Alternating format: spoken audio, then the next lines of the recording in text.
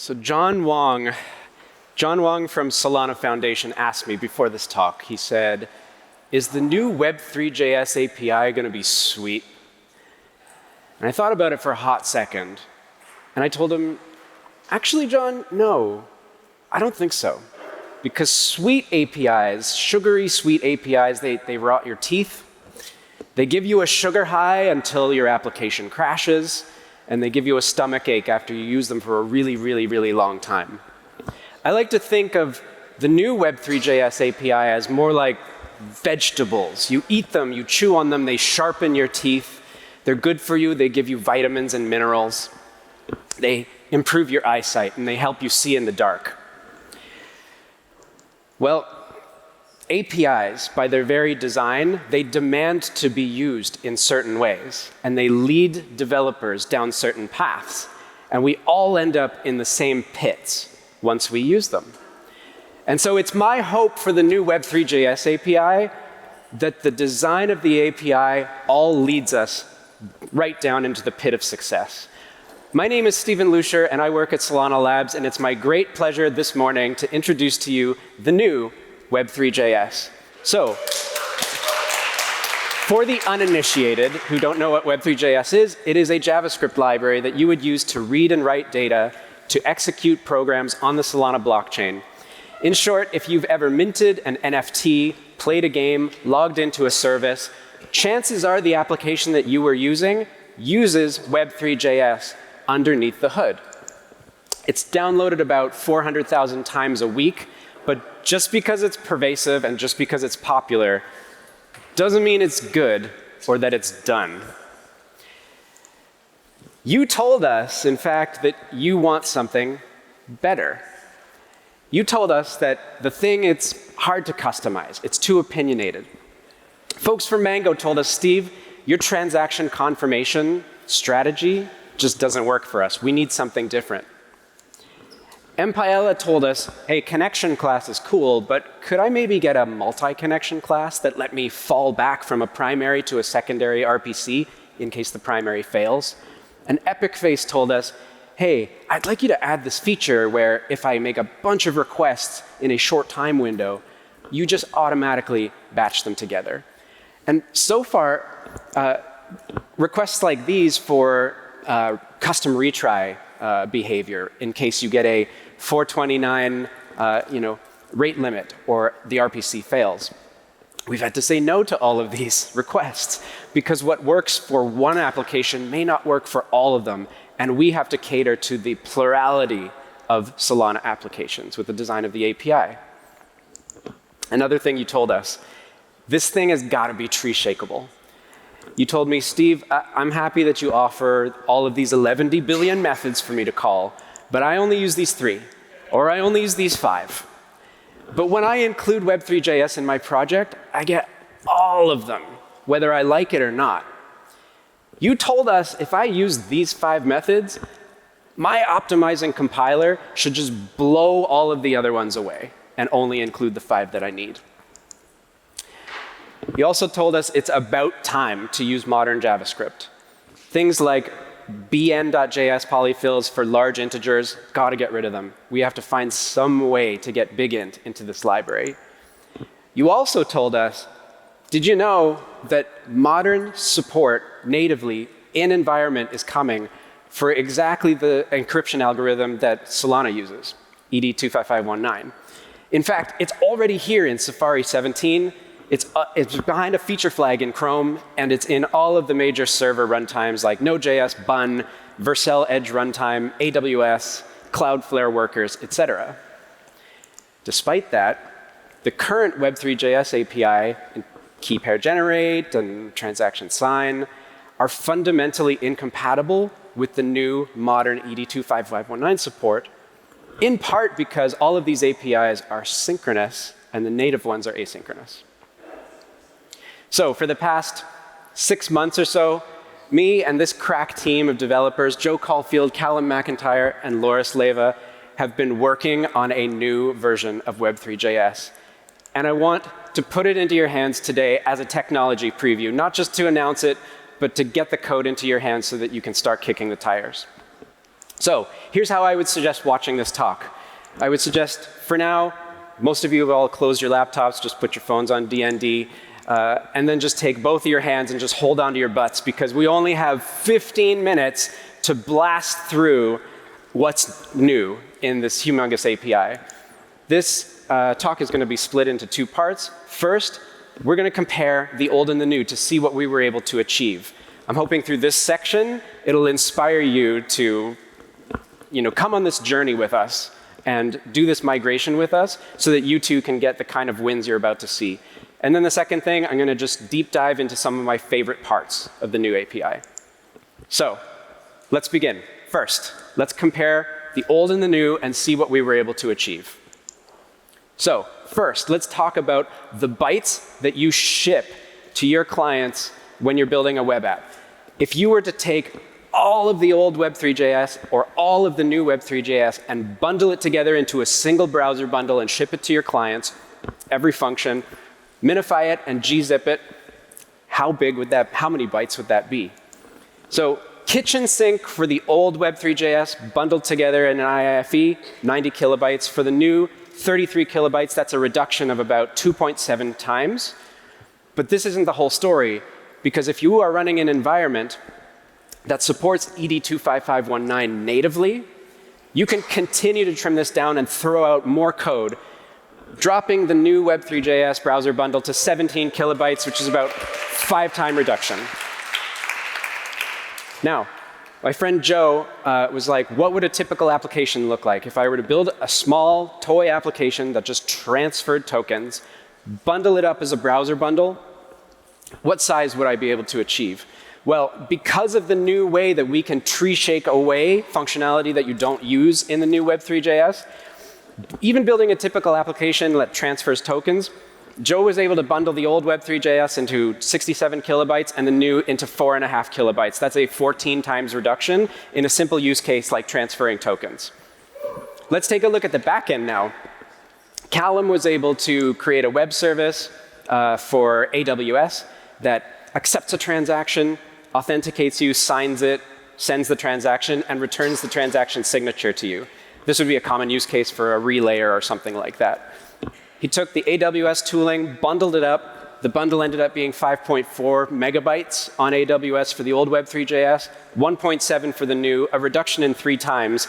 And actually, the new Web3.js version, AWS was actually able to render it in the control panel, which was not true for the old one, which was kind of a fun side effect. In terms of performance, Callum also wrote a little thing that takes 500 transactions, signs them over with 5 signers each. In terms of latency, old Web3.js was able to blow through those 500 transactions in 750 milliseconds, and the new in 200, a reduction by 3.7 times. If you flip that on its head and ask operations per second, here's a little toy example that I created to generate a key, sign a message, and then verify that message in that order. And I loaded that up in Brave with the experimental flag turned on, which means that you got the native ED25519 stuff available. Old Web3.js was able to crank out 700 of those operations per second, 10 times more if you use the native ED25519 stuff in new browsers and new JavaScript environments. Now, the next stat is the one that matters. Does all of this translate into real-world applications? So we asked that question, and we decided to take the Solana Explorer, explorer.solana.com, and replace, just on the home page, the old Web3.js with the new Web3.js, not removing or adding any features, just straight up migrating. And after we replaced the old with the new, Solana Explorer dropped by 26% from 311 to 228 kilobytes on first load. So here you have a real-world application, no feature changes, the same features from point A to point B, just migrating to the new Web3.js let you throw out a quarter of the code. This is humongous if you're building a web application and shipping it, especially in emerging markets that have terrible connectivity and unreliable networks. So hopefully that's a little bit of a carrot to encourage you to come along on this journey with us and migrate. What I want to do next is I want a technical deep dive into some of my favorite parts. And I want to talk about these things. First, we're going to talk about the transport, the way to get bytes back and forth. Then I want to talk about the RPC API that you use to make requests to the RPC, call methods. Then subscriptions, subscribing to count data changes, slot changes, that kind of thing. Then I want to say a few words about keys in the new library, transaction builders in the new library. And then I want to talk a little bit about how we are tripling down on TypeScript to help you fail faster in authoring so that you can ultimately succeed sooner in production. All right, let's go. First, the new RPC transport. The transport is now defined by an extremely simple interface. It just says if you are a function which takes in a payload and returns a promise for some response, you are a new Web3.js compatible transport. So here's the simplest possible transport that you could write. You could create a transport using some URL like devnet.solana.com, api.devnet.solana.com. And you could return a function that accepts a payload and uses the native fetch to actually fetch that data from the RPC and return it as JSON. This is a Web3.js compatible transport. Now, do you remember how MPyella filed this issue saying, hey, I want a special kind of transport that tries a primary RPC and falls back to a backup in case that doesn't work? Well, through composition, here's how MPyella could do that today. They could make this transport creator. They could specify a list of URLs for different RPCs. They could create the transports that you saw on the previous slide, one for each URL. And then in a loop, we could start. We could say, hey, let's pick the first transport, try to make the request. And if that request fails and triggers this try catch, then we can move on to the next transport, and then the next transport, and the next transport after that, until you either get a response or you run out of transports to try and you ultimately have to fail the request. So through composition like this, in code that fits literally on a slide, you can implement all of these transport strategies. And I want to see every single transport strategy imaginable created by you and open sourced for all Solana developers to use. All right, next, the RPC API. So the current RPC API is about, I don't know, 3,000 lines of hand-hewn artisanal JavaScript code.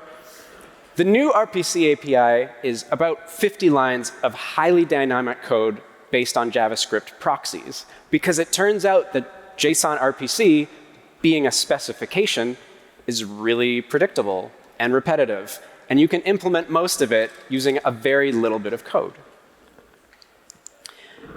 The new RPC is finally cancelable with modern abort controllers in case you navigate away or you otherwise just don't care about the response anymore. And adding a method to the new RPC requires 0 bytes after the first one. We can support infinite growth in RPC methods now without adding a single kilobyte to your JavaScript bundles. And the reason that we can do this is because all of the RPC methods are described as TypeScript types. I want to give you an example of this. Let's say that you're Quick Node, and you offer a superset of the Solana RPC methods, like this one to fetch NFT collection details. Well, QuickNode could now go and they could write something like this type spec that says, oh, we offer this method, it takes these arguments, and it returns this kind of response. And then we've offered some ways of mixing that in to the existing RPC types so that as a developer, you can call special QuickNode methods alongside all of the regular Solana methods. Same for Helios, same for any RPC that conforms to JSON RPC. So Helios, QuickNode, hit us up and let's get this done. All right, the brand new Subscriptions API. The Subscriptions API is now based on modern JavaScript async iterators. It is also cancelable with modern abort controllers. And these two things together enable something that I want to call gap recovery. And I'm going to throw up an example, and by example, we're going to explore what this looks like. So let's presume that I've made a subscription already. And I've gotten a handle on an async iterator, which is account notifications there. Async iterators, you can iterate over all future values, all future notifications, using a JavaScript for await loop. And every time you get a new notification, that for loops code will run. Now, if you end up on this line right here, it implies that the subscription was canceled. It was aborted. You unsubscribed from it. On the other hand, if you end up on this line here, it means that the subscription died for some reason, the network went down, some other fatal. And it's at this point that gap recovery comes in. What if you were subscribing to account balances, displaying them in the UI, and the subscription went down? You absolutely need to do two things that you cannot do right now in the current Web3.js. You need to know that the subscription went down so that you can set it back up again. And then crucially, you need to recover from having missed messages. If you missed a balance update, after you set it up, you have to go and refresh that balance so that your UI is up to date, and then you can continue listening to account changes going forward. This API offers you gap recovery in a way that the old one didn't. And because it's all based on just JavaScript, it operates just the way you would expect a try, catch, finally block to work. The finally block will run whatever the case, whether the subscription went down or whether you unsubscribed on purpose, so that you can run cleanup code for the rest of your application. All right, let's talk about keys now. Keys now are based on native JS crypto keys. And in the case that you're running in an environment that does not yet support the ED25519 curve that Solana needs, we've written a polyfill for you so that you can continue to use subtle crypto in a way that you're used to, and we polyfill the ED25519 stuff for you. And these keys are super, super fast, as you saw in the benchmarks section. And they also have this interesting property that I'll just call leak resistance. And it looks a little bit like this. Imagine you have a private key, and you against your best judgment, console log it, or log it to some kind of error reporting service, or JSON stringify it and store it somewhere. The interesting property of crypto keys is even if you try to do that to a private key like this, all you'll get is metadata about the key itself. Something exactly like this. What you won't get from logging or stringifying a JavaScript crypto key is the actual content of the private key bytes. So this is a very nice little extra protection that keeps keys from being leaked from the client. All right, semi-lastly, let's talk about transaction builders. So first of all, we've unified legacy and version transactions. There's no more transaction and version transactions classes. In the new Web3.js, transactions are just transactions. And we've done this in part because address lookups are now first-class members of instructions. Just in the same way that you would specify the address of an account that participates in an instruction, you can now specify the lookup table address and the index of that account. You build up transactions using functional transforms, and we use TypeScript to prevent you from making common errors. Let's take a look at how you would build a simple transaction. You might create a pipeline of transforms, and you could start by creating a version 0 transaction, and then apply a transform, like setting myself as the fee payer, or grabbing the latest block hash and applying it to the transaction, or appending or prepending transfer or memo instructions, and then taking that transaction, signing it with a regular raw native JavaScript crypto key, and it's ready to send. This takes me to this last part that I talked about types, how we help you fail faster so that you can succeed sooner in production. We want you to find out about errors as you type. or as you compile, rather than what you're doing right now, which is finding out about omissions at runtime. Who among us hasn't done this, right? Made a transaction but forgot to add a fee payer. In the new Web3.js, that is now a TypeScript error. Or maybe you've done this. You've set a lookup table address and an index, but you did it on a legacy transaction. That, in the new Web3.js, is now a type error. Or maybe you've tried to create an advanced nonce instruction by hand, but you forgot an account. You forgot that you need to include the recent block hash's sysvar. That, in the new Web3.js, is now a type error. Find out about these common errors at author time, not at runtime. There is so much more that I want to talk to you about, and so much more detail that I want to go into that I don't have time for. But there is one more thing. And that one more thing is that we haven't talked about the / programs directory.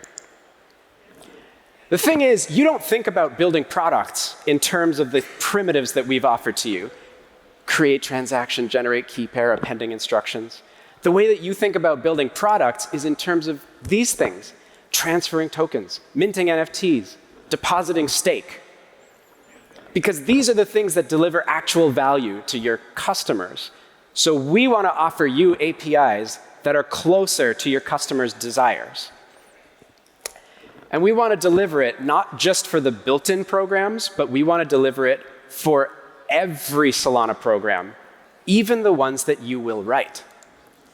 And so that's why this team is working on code generation tools for any program, including yours, for only the instructions that you need to use, and all powered by Web3.js under the hood. So follow along with development. We're really excited to show you what this looks like. We have a good idea of how it's going to work, but it's coming soon in the future. But for now, for today, get the technology preview with us. Tell us if you find something broken. Tell us if we missed including something. If you apply it and you migrate and you get some kind of win in terms of speed or size, let us know about it. And here's my offer to you. If you are willing to undertake a migration, you can contact me and I will get you one-on-one help. We'll be with you side by side all along the way. So, Tensor, get at me, etc. Solana FM, get at me, and let's get this done. And here's how you get it. Shoot that code. You can npm install with the @TP tag, or you can shoot this code or go to that URL to learn all about it. We've written a one-pager with a lot more information for you. Thank you so much for listening, and we'll see you on GitHub.